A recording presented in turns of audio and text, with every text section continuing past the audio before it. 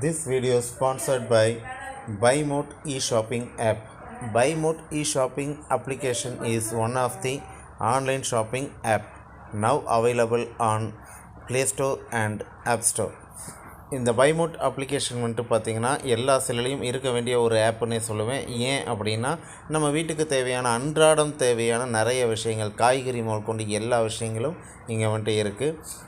So நமக்கு வந்துட்டு குறைவான விலையில் சிறந்த சேவை நல்லா பண்ணுறாங்க. ஸோ நமக்கு யாருக்காவது தேவைப்பட்டுச்சுன்னா கண்டிப்பாக பைமோட் அப்ளிகேஷனை யூஸ் பண்ணுங்கள்.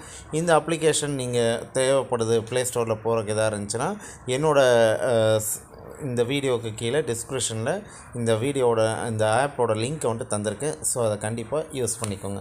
தேங்க்யூ.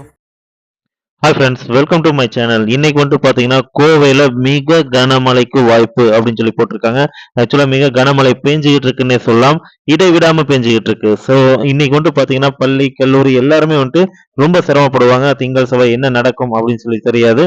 ஏறக்குறைய 47 ஆண்டுகளுக்கு பிறகு இந்த மழை வந்துட்டு பெய்யுது அப்படின்னு சொல்லி சொல்றாங்க. வானிலை ஆராய்ச்சியாளர் சந்தோஷ் கிரிஷ் இவர் வந்துட்டு எச்சரிக்கையே பண்ணியிருக்காரு. ஏன் அப்படின்னா இந்த அளவுக்கு மழை வந்துட்டு இது வரைக்கும் பெஞ்சதுல கிட்டத்தட்ட 1977க்கு அப்புறமா இதுதான் ஃபர்ஸ்ட் டைமா பெய்யுது அப்படின்னு சொல்லி சொல்லியிருக்காங்க. ஸோ அப்போ வந்துட்டு பாத்தீங்கன்னா மிகப்பெரிய பாதிப்புகளை ஏற்படுத்தினாங்க. இப்பத்த அரசாங்கம் என்ன பண்ணும் ஏது பண்ணும் அப்படிங்கிறது எனக்கு இன்னும் தெரியல.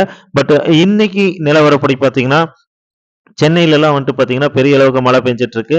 அது துரித நடவடிக்கையும் முன்னெச்சரிக்கை நடவடிக்கை எல்லாமே எடுத்துக்கிட்டு இருக்காங்க. நம்ம கோவை எப்படி இருக்கும் அப்படிங்கிறது தெரியல. பட் மேக்சிமம் வந்துட்டு பார்த்தீங்கன்னா இந்த நீலகிரி, ஊட்டி இவங்கெல்லாம் வந்துட்டு அதாவது மலை பிரதேசங்களுக்கு பிரயாணம் பண்றவங்க கொஞ்சம் அதை தவிர்த்துக்கலாம். ஏன் அப்படின்னா மழை வந்துட்டு எப்படி இருக்கும், அதுவும் அந்த ஏரியால எப்படி இருக்கும்னு சொல்ல முடியாது. ஏன்னா நிறைய நிலச்சரிவுகள் அந்த மாதிரி விஷயங்களை எல்லாமே இது பண்ணிக்கலாம். மெயினா குழந்தைகளை வந்துட்டு வெளியே விடாதீங்க. ஏன்னா மழை எப்படி வரும், திடீர்னு தான் வரும். ஏன்னா இன்னைக்கு இருக்க நிலவரப்படி வந்துட்டு பாத்தீங்கன்னா மழை பெய்ய ஆரம்பிச்சதுன்னா விட மாட்டேங்குது. அங்கங்க தண்ணி தேங்கி நிக்குது. இவ்வளவும் ரொம்ப இதா இருக்கு. ஸோ இன்னைக்கு வந்துட்டு மழை பெய்யறது வந்துட்டு ரொம்ப தவிர்க்க முடியாத ஒரு விஷயமாவும் இருக்கு. இன்னைக்கு வந்துட்டு பாத்தீங்கன்னா சந்தோஷ்கிரி அவர் எச்சரிக்கையை சொல்லியிருக்கிறது வந்துட்டு என்னன்னு கேட்டீங்கன்னா, இந்த